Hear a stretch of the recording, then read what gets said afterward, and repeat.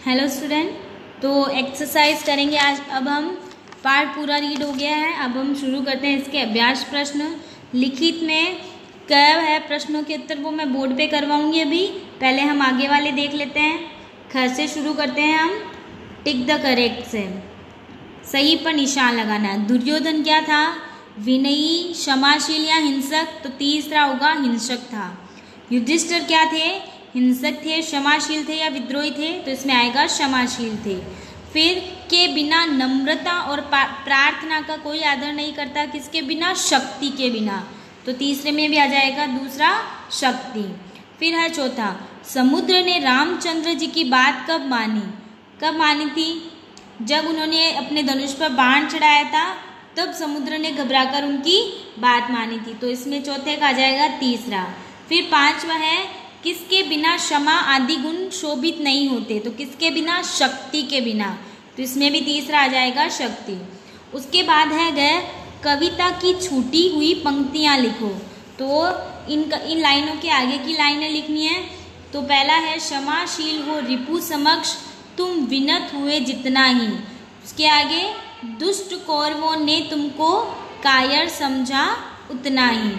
दूसरा है, क्षमा शोभती उस भुजंग को जिसके पास गरल हो, उसको क्या जो दंतहीन विष रहित विनित सरल हो। आ जाओ नेक्स्ट पेज पे। 3 दिवस तक पंथ मांगते रघुपति सिंधु किनारे, बैठे पढ़ते रहे छंद अनुनय के प्यारे प्यारे। चौथा, उत्तर में जब एक नाद भी उठा नहीं सागर से, उठी अधीर धधक पौरुष से आग राम के शर से। फिर है पांचवा, सच पूछो तो शर में ही बसती है दीप्ति विनय की, संधि वचन संपूज्य उसी का जिसमें शक्ति विजय की। अब है शब्द ज्ञान।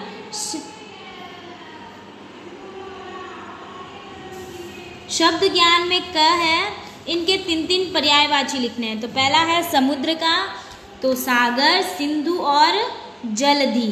फिर है आग का, अग्नि, अनल और पावक। राम का, रघुपति, सीतापति, राघव, रामचंद्र। फिर है इनके लिंग बताने आपको ख में। तो नर क्या है? पुल्लिंग, शक्ति स्त्रीलिंग, दया स्त्रीलिंग, त्याग पुल्लिंग, क्षमा स्त्रीलिंग, व्याघ्र pulling, Sindhu pulling, Raghupati pulling. उसके बाद है भाषा ज्ञान में है संधि विच्छेद। तो संधि विच्छेद में जलाशय का जल प्लस आशय, विषाक्त का विष प्लस आक्त, जीवनधार का जीवन प्लस धार, कदापि प्लस कदा प्लस अपि, विद्यालय का विद्या प्लस आलय, उल्लास का उत प्लस लास। तो ये है संधि विच्छेद। आ जाओ नेक्स्ट पेज पे। अब है मौखिक। तो पहला उच्चारण करने वाला है जो आप करोगे। फिर है सोचो बताओ। सोचो बताओ वैसे तो आप करते हो, लेकिन इसमें क्वेश्चन अलग से कुछ अलग ही पूछे हैं। इस चैप्टर से रिलेटेड उनके जो रचयिता हैं, ये कहाँ से ली गई है, ऐसे पूछे हैं। तो ये मैंने इसमें आंसर लिखे हैं, आप देख लो। तो सोचो बताओ में पहला है, प्रस्तुत कविता के रचयिता कौन है? तो सबको पता है, मैंने स्टार्टिंग में बताया था कौन है, रामधारी सिंह दिनकर। ठीक है। उसके बाद है प्रस्तुत कविता कवि की किस रचना से उद्धृत है?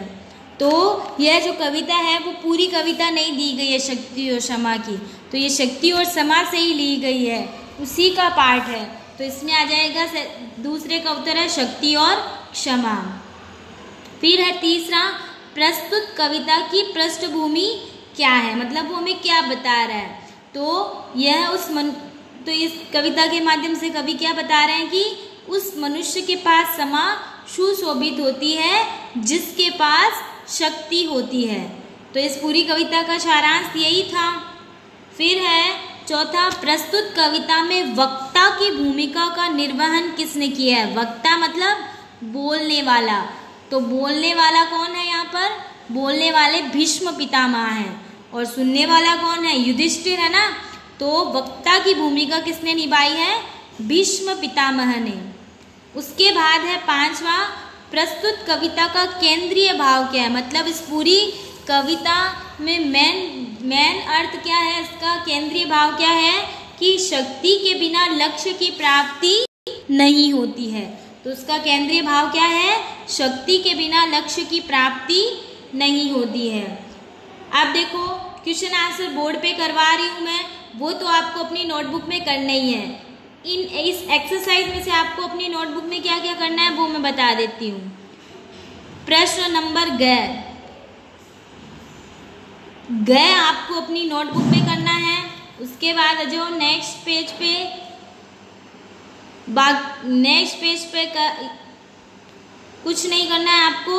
उसके बाद आपको सोचो और बताओ, सोचो और बताओ का ख, आप सोचो और बताओ आपको अपनी नोटबुक में करना है। तो क्या क्या इस पार्ट में से आपको अपनी नोटबुक में क्या क्या करना है, शब्दार्थ, प्रश्नोत्तर और उसके बाद ग, छूटी हुई पंक्तियां लिखनी है ना, वो ग और सोचो और बताओ। ठीक है, तो शब्दार्थ, प्रश्नोत्तर, प्रश्न नंबर ग और सोचो और बताओ, ये सब आपको अपनी नोटबुक में करने हैं, बाकी सब आपको बुक में फिल रखना है।